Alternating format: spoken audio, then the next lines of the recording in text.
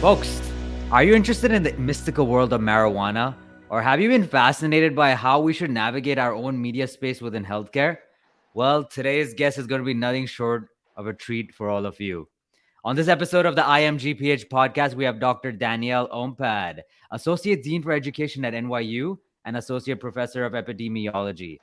Dr. Ompad is focused in areas of urban health, HIV, illicit drug use, and adult access to vaccines. But today, we're going to do a deep dive into Dr. Ompad herself and her most recent publication on edible packaging in the cannabis space, including a whole lot more. Dr. Ompad, welcome back to the IMGPH podcast. We're glad to have you. Thank you so much. I'm so excited to be here. So let's start off because what fascinated me was the fact that you've been in the academic space for a very long time, and I'm curious how has your journey evolved within academia since you first began? Sure. I started out actually at a nonprofit called the New York Academy of Medicine, and we did research. I was part of a center that did urban epidemiology, and I did that for about 9 years. And so I was involved in NIH funded studies. I didn't do very much teaching. Although, about 6 years after I started there, I started being an adjunct at NYU, and I actually really enjoyed teaching. I was a little surprised, but I loved being around students. I loved talking to them about epidemiology and especially about drug use and harm reduction. And so after a few years, I decided to come to academia full time, and I accepted a job at NYU before we were even a school of public health, when we were still a program in the Steinhardt School of Culture, Education, and Human Development. So I've been Hmm. here for a little while. And is there something that stands out to you within the academic space that has changed, or do certain academic concepts stand the test of time since day one to today? I think in terms of epidemiology, the basics don't change, right? So the Mhm. odds ratio and the 2 by 2 table, that's pretty standard, but our methods are always evolving, and there's always something exciting on the horizon, whether it's a statistical method or a new study design. And so that's kind of exciting. I love it. I love it. Well, then, as an epidemiologist, you have been deeply involved within the urban health space for a while. How have all your experiences within this space influenced your journey going forward to perhaps your journey even pre pandemic times, and how it's evolved throughout in all the experiences that you have had? Sure. So what's interesting is I actually didn't grow up in a city. I mostly grew up on military bases in the US and Europe. And so the first city I ever lived in um, was a suburb of Honolulu. And I lived right next to the Aloha Stadium. So if you've ever watched the Pro Bowl on TV, the house where I lived was in spitting distance of the Aloha Stadium. And then the next city I lived in was Baltimore and then New York. And so I really became fascinated by cities. And then as an epidemiologist, I started to think about how cities are an exposure, right? So in epidemiology, we think about exposures and outcomes. So outcomes are things like, in my world, HIV, hepatitis, drug use, malaria. And I started to think about what are some of the features of cities that may um, impact health, we either negatively or positively. And so what was interesting as we entered COVID is that, you know, New York City became the epicenter, the first epicenter of the COVID pandemic. And it was interesting to see how the city reacted to that and what features of the city changed and how city policy impacted the trajectory of the epidemic. And so I kind of envy students right now who are getting their public health degree, particularly those who have done so during the past 2 years, because what an amazing time to be a public health student, where you are Mhm. seeing how public health decisions are made, how people design studies to be reactive to the current crisis. This is something that students are going to be able to dine out on for the rest of their career. Back in the day, I got my MPH in the middle of the COVID epidemic. I mean, that's really an amazing place to be. Mm, So I think that students right now are really lucky because they can see directly how public health plays a role and it's a part of your daily life. You can see how those decisions are made, whether they're good, whether they're bad. So it's been really fascinating. And in every aspect of public health, not just about COVID outcomes, but we're seeing impacts of the COVID pandemic on drug use outcomes, on mm. HIV outcomes, on, people's access to care for a variety of conditions. And so it's been a far reaching exposure. Hmm. Wow. I'm very curious about this concept of in your world. There's this thing that students could learn from, in my eyes, and it's your superstar presence in the media, especially during the lockdown and the pandemic time. So I'm just curious to know, how was that experience for you as well, navigating the media, and how can we show the importance of, if a lot of students are going to in the future perhaps have some sort of media experience when they come on TV or they're sharing something in a presentation form, how can you help them navigate that, the importance of that, or even your journey when it comes to media presence? Sure. So I guess the first thing is that somebody who is trained in public health, somebody who received a National Institutes of Health loan repayment program, which means that the U.S. taxpayers paid for my education, I feel obligated to share my knowledge with the public, right? The public paid for my education, and it is my duty, I feel, to make sure that I provide good, solid public health information to the public when I am asked to. Mm, Um, and being in public health, we have to remember that part of our discipline begins with public, right? And so you really should be prepared to be in the public sphere. That being said, it's a little challenging to talk to reporters, you know? And so I do try to prepare myself. I do a little studying before I go and talk to a reporter. I think about what are the messages I want to get across. I do a little bit of research to find any statistics that I want to share so that I have them on hand and at my fingertips at the moment that I need to provide them. And I try to use language that is straightforward and not be too jargony, right? I remember that I'm talking to the public, so I'm talking to my family and friends who are not in public health. And that mm. really helps. And so I just think it's really important that in the public health space that we remember that we are here for the public, not just for the science. I couldn't agree more, from someone that is not in the public health space as well.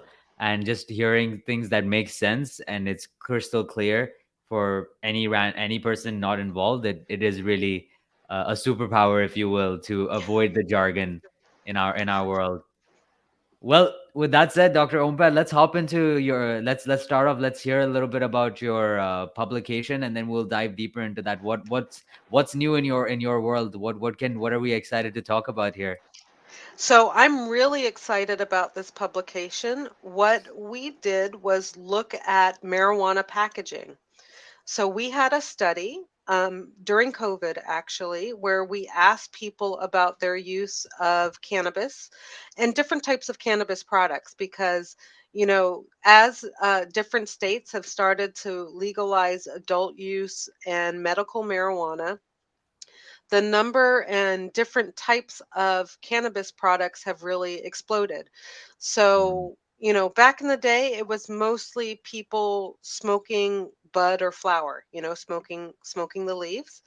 And maybe they were making their own edibles with with with the bud. But now we start to see that there are companies that are manufacturing all sorts of products. So you can buy bud, but you can also buy vapes to vape THC concentrate. There are edibles. There are tinctures that people put under their tongues. There are capsules. There are topicals. For example, there are creams. Somebody even reported that there is a sex lube that has cannabis in it. And so we wanted to understand all the different ways in which people use marijuana. And we were also interested in the sexual effects of marijuana. As a part of that study, we asked people to upload pictures of up to two of their marijuana products. And we were really interested in the packaging. Mm. And so they could upload two pictures of up to two products. And so we kind of asked for the front and back. And when we started to look through these photos, as well as, lots of people in the US use cannabis or marijuana. And so my friends would talk about it, or, family members or people I know, and I would see their packaging. And I started to see some really interesting packaging. And I noticed that some of them were interestingly very much looking like uh, regular products. And so we went through our collection of photos and we kind of picked out all the edibles, all the edible packaging. And then we looked at the edible packaging and looked to see which of those packages replicated a non cannabis mass market product. Mm. And we were kind of surprised by what we found. So, a little over 20% of the packages that were uploaded were edible packaging, and about 8% of the edible packaging were lookalikes or copycats. And so, what do I mean by that? What I mean is that somebody provided us with a photo of a bag of that looked like Doritos. It said Doritos on the front. It looked almost exactly like the bag that you would buy in a corner store. And there were two small symbols on the front. One that said THC, I think it said 500 or 600 milligrams, and another one that was the California marijuana cannabis symbol. And I was so surprised. So it was almost exactly like a Dorito bag. And if you looked at it very quickly, you might not know it was an edible if you were only looking at the front. And that was Mm. a little problematic. I don't begrudge people having an edible. People like edibles that taste good. I like an edible that tastes good. But what Mm. I don't want is an edible that could be mistaken for a non cannabis product, Mm. and that somebody could potentially eat that whole bag of chips, which is way more THC if it actually contains the 500 milligrams that was advertised, than anybody should have in one dose, right? Mm. If you Mm. had 500 milligrams of THC, that is no longer fun or therapeutic, right? It Mm. is no longer giving you a high that might be enjoyable or therapeutic if you're taking it for medical reasons. That is going to make you feel pretty terrible. It's just too much THC.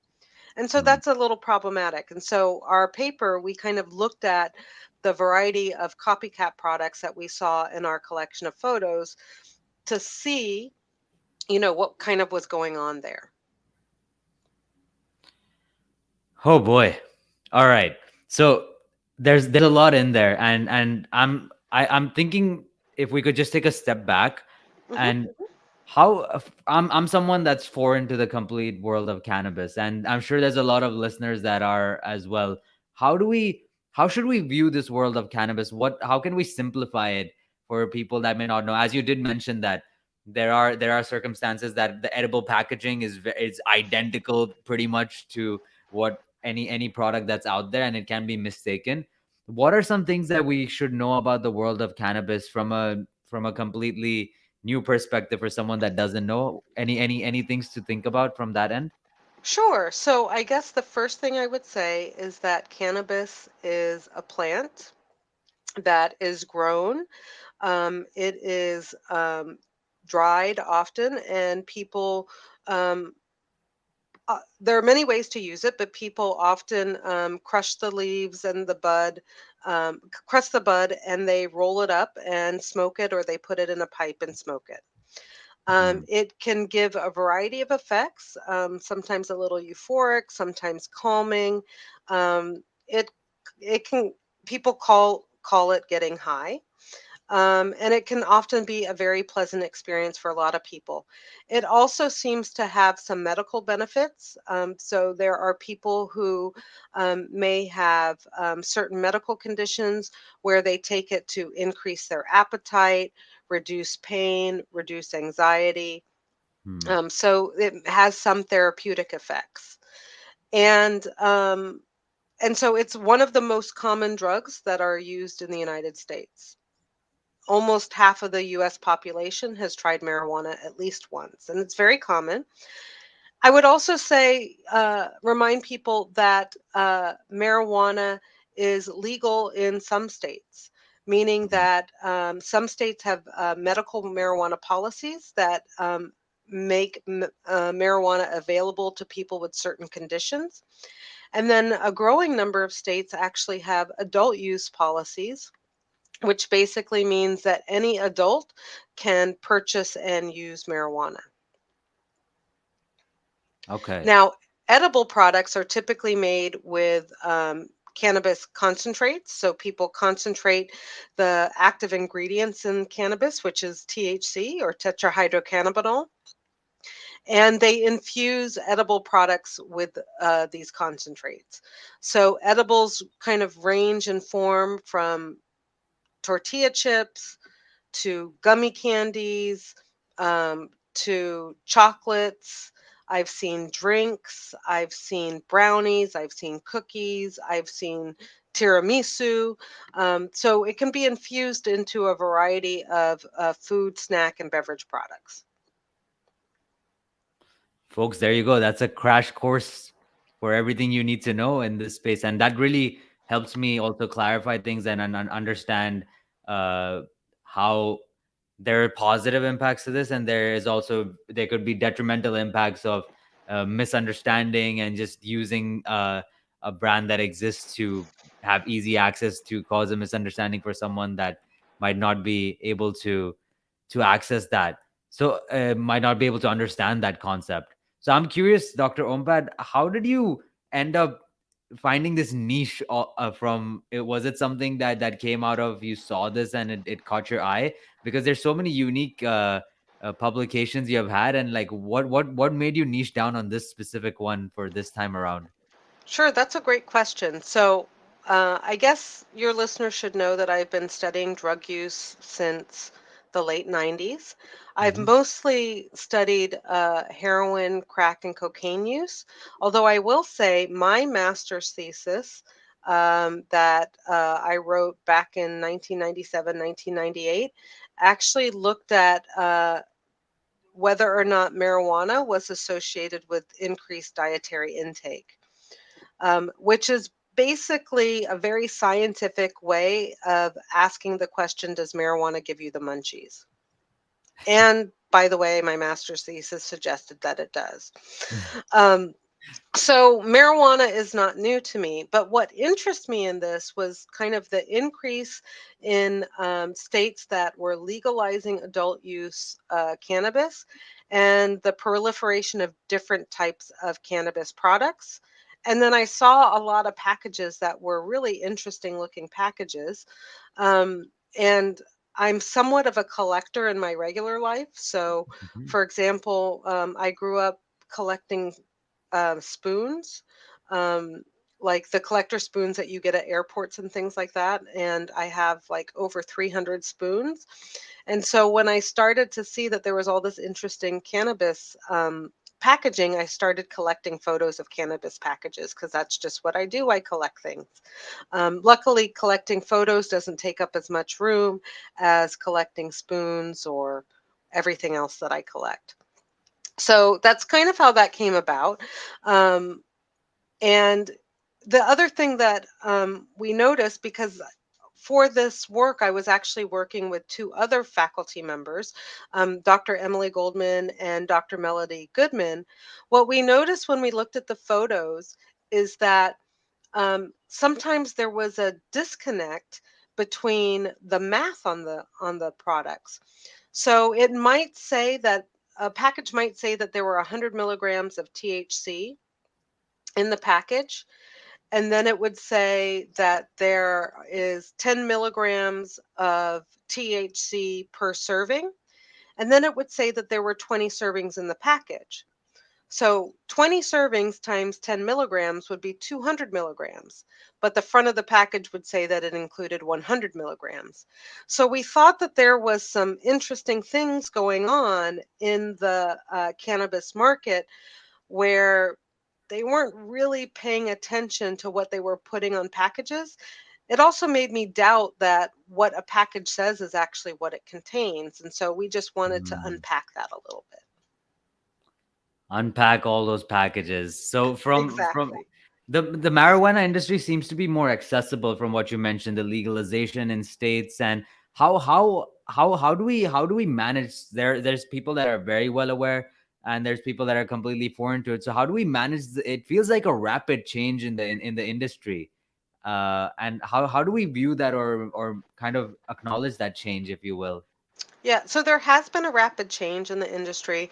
I will say that generally, marijuana and cannabis products are not easily available in um, regular settings, right? So, in states that have adult use cannabis or medical cannabis, they're typically sold in dispensaries. So, you're not going to find them at 7-Eleven, you're not going to find them at the grocery store. So, you're not going to find a bag of regular Doritos next to a bag of cannabis infused Doritos. That's Hmm, typically not going to happen. hmm, But what it does mean is that if there is some person who is using cannabis products and they happen to purchase, one of these copycat or lookalike products, they should probably be very thoughtful about where they're storing it and who they're storing it around, and make sure that somebody cannot unsuspectingly pick up a package of an edible that looks like a candy that they're used to, like Nerd Ropes or Starbursts or Skittles, pick that up and eat the whole package without realizing it's cannabis. So you definitely want to store those in a way that keeps it away from people eating them without intending hmm. to. So this podcast is there to educate people on the copycat packaging aspect of things. What more can we do to acknowledge this and share it with the world for the people that are listening? What could they do right now to make others more aware on the copycat packaging aspects? So I think one of the first things we should understand is that states with medical and adult use cannabis policies, those policies actually typically contain language around what is acceptable packaging and what is not. And some of these copycat and lookalike packages may be perceived as marketing to children, which you're not allowed to do. And so we could probably not only strengthen the regulations, but strengthen the enforcement of the regulations. The other thing to keep in mind is that these copycat packages are often in copyright violation, or trademark violation of the packet of the products that they're copying. So I do not think that Frito-Lay or Mondelez or Wrigley's, which are some of the companies that are having their products copied and turned into cannabis infused products, have authorized cannabis infused products, right? These are not authorized packages. So some of these marijuana companies that are producing these look-alike packages are actually being sued.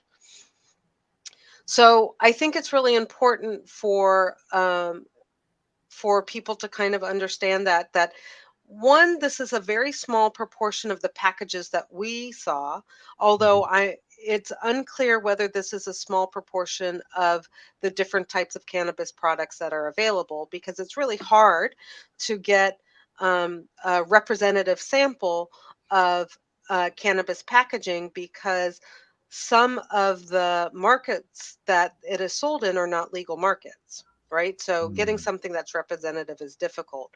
But what it does suggest is that those people who are using cannabis should be very thoughtful about where they're selling, where they're storing their look-alike or copycat products, and maybe think twice about whether you should be buying those types of products, and maybe you should be buying products that do not look like non-cannabis snacks and candies.